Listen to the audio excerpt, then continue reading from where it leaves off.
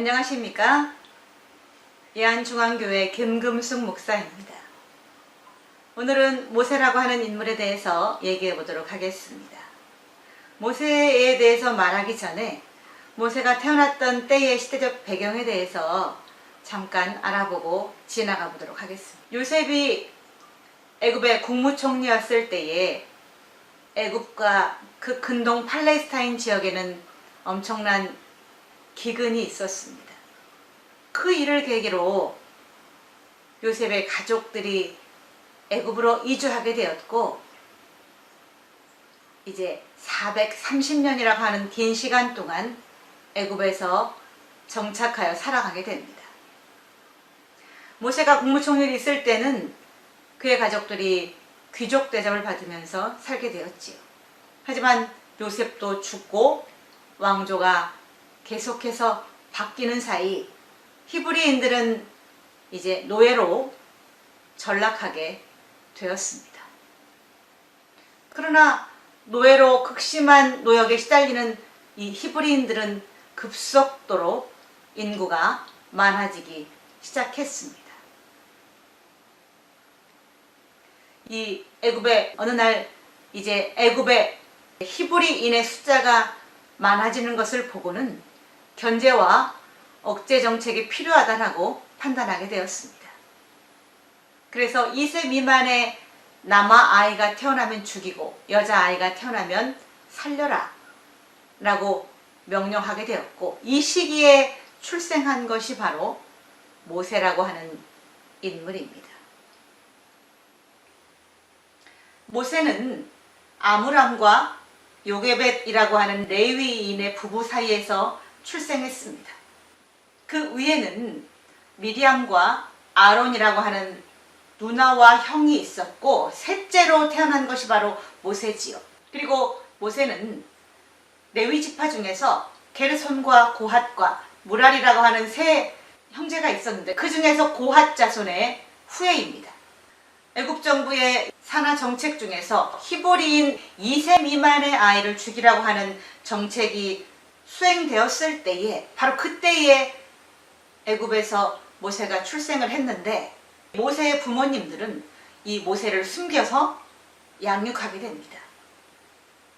그러나 모세를 숨겨서 3개월 동안 양육을 하는 동안 더 이상은 숨겨서 아이를 키울 수 없다라고 판단하게 되었고, 결국 갈대 상자의 역청을 발라서 나일강에 아이를 띄워보내게 되지요. 마침 때마침 애굽의 공주가 나일강에 목욕을 하러 나왔다가 떠내려오는 상자 안에서 아이의 울음소리가 들리는 것을 듣고 그 상자를 꺼내와라 라고 명령하게 되었고, 꺼내와서 보니 피부가 하얀 히브리인의 아이였던 거죠. 하지만 애굽의 공주는 이 아이를 양자로 삼았고 애굽의 궁궐에서 이 아이를 양육하게 됩니다.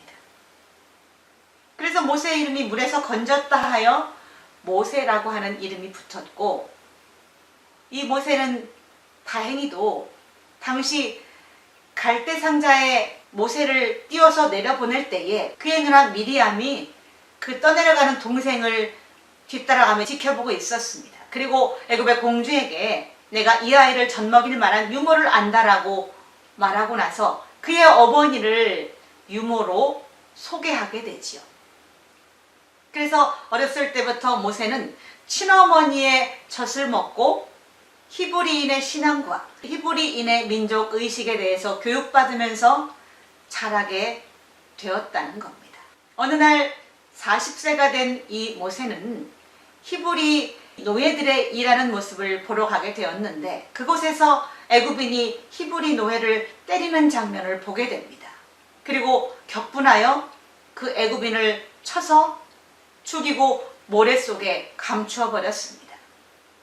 그러나 그 일은 그 다음날 발각되게 되었고, 결국 모세는 미디안 광야로 도망가는 신세가 되었지요. 미디안 광야에서 오물가에 앉아있을 때에 물을 기르러 온 여인들을 만나게 되고, 결국 미디안의 제사장이었던 이드로 집안의 사위로 40년을 살게 됩니다. 미디안 제사장 이드로의 딸이었던 십보라와 결혼하게 되었고, 그 사이에서 게르솜과 엘리에셀이라고 하는 두 아들을 낳고 이드로의 양을 치면서 40년 동안을 살게 됩니다. 이미 모세의 나이는 더 이상 젊지 않았습니다. 이미 80세가 되어서 머리가 하얀 노인이 되었을 그때에 하나님께서는 출애굽기 3장에 모세를 부르십니다.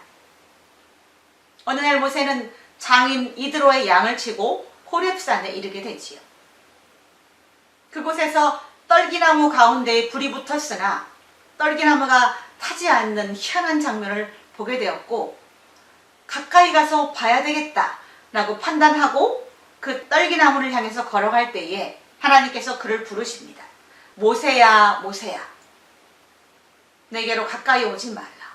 내가 선 땅은 거룩한 땅이니 내 발에서 신을 벗어라 라고 명령하십니다.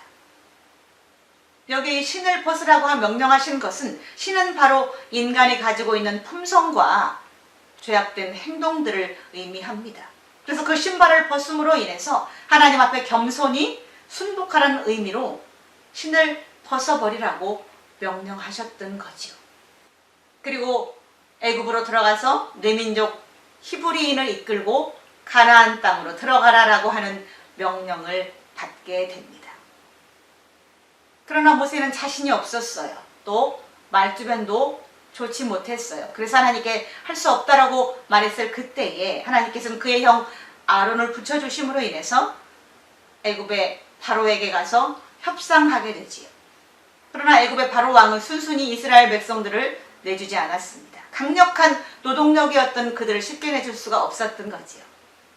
그리고 하나님께서는 10번의 대재앙을 애굽에 퍼부으심으로 인해서 10번 만에 두 손을 들고 모세에게 내 민족을 이끌고 나가라 라고 승낙해 줍니다. 그리고 출애굽 여정이 시작되었고 주전 1446년경이었습니다. 그리고 1405년에 이르기까지 무려 40년 동안 광야를 돌아야 하는 신세가 시작되었습니다. 애굽 땅에서 가나안 땅까지는 그리 먼 거리가 아니었다고 하지요. 물과 15일에서 30일이면 충분히 들어갈 수 있는 가까운 거리에 가나안 땅이 있었음에도 불구하고 이 이스라엘 민족은 광야에서 무려 40년을 머물게 됩니다. 이스라엘 민족은 하나님 앞에 끝없이 불평하고 원망하던 민족이었습니다. 그래서 민수기 11장 12절로 13절에 보면 모세가 하나님께 울부짖기를, 내가 이 백성을 배웠습니까? 이 백성을 낳았습니까? 어찌하여 나에게 이 사람들을 이끌고 가나안 땅으로 들어가라고 하시나이까? 라고 하면서 호소하는 장면을 볼 수가 있습니다. 이것은 40년의 모세의 지도자의 역경, 이 시간이 얼마나 고단한 시간이었는지를 말해주는 극단적인 장면이지요. 하나님께서는 이스라엘 백성이 광야에서 머무는 40년 동안 그들에게 매일마다 만나를 내려주셨고, 그들이 만나를 지겨워할 때쯤에 또 메추라기를 주셔서 그들에게 고기를 먹을 수 있게 하셨습니다. 그러나 민수기 20장에 보면 이제 목이 마르다고 하는 이스라엘 민족 앞에 모세가 혈기를 내는 장면이 나옵니다. 그간 그들의 모든 이 불평과 언명을 다 가슴으로 삼켰으나 모세도 사람이었던지라 물을 달라고 호소하는 이 이스라엘 백성들을 향해서 혈기가 났던 겁니다. 하나님은 분명 모세에게 반석을 명하여 물을 내라라고 명령하셨지만 혈기가 가득 났던 이 모세는 반석을 지팡으로 내리치면서 물이 나게 했던 거지요. 이 일은 결국 하나님의 진노를 사서 모세는 가나안 땅을 바라보며 느보산에서 120세를 일기로 생을 마감하게 되었습니다. 여러분, 모세의 성품을 어떻게 보셨습니까? 모세는 하나님께서 민수기 12장에 보면 지면의 그 모든 자보다 온유한 성품의 사람이라고 그를 평가하셨습니다. 하나님 앞엔 절대적으로 순종하고 그 말씀과 명령을 지키려고 노력했던 자가 바로 모세였기에 하나님께서는 모세를 온유하다라고 평가하셨고, 사실 이것들은 그가 이끌고 나왔던 민족에게도 해당되었던 거죠. 그는 그 민족들이 계속해서 그를 향하여 대적하고 그를 죽이려 하고 원망하고 불평할 때도 그들을 끝없이 품어 안고 아비의 마음과 어미의 마음을 가지고 그들을 이끌고 나갔던 사람이 바로 모세입니다. 하나님 명령 앞에 순종적이고 책임감이 있고 충직하며 마음이 따뜻한 인물이 바로 모세였던 거지요. 모세는 시내산에서 하나님께 10계명을 받아 내려와서 그 10계명의 법령들이 결국 이스라엘 선민국가의 기틀이 되었습니다마는 결국 모세는 가나안 땅에 입성하지 못했습니다. 구속사적으로 모세를 평가한다면 모세는 예수 그리스도의 예표라고 합니다. 그리고 그가 율법을 가지고도 가나안 땅에 들어갈 수 없었던 것은 율법만으로는 완전한 구원에 이르지 못한다고 하는 것의 예표라고 합니다. 에베소 2장 8절에 보면 그 은혜로 인하여 믿음으로 구원을 얻는다라고 말씀하시기에 예수 그리스도를 통해서만 완전한 구원이 이루어진다는 거지요.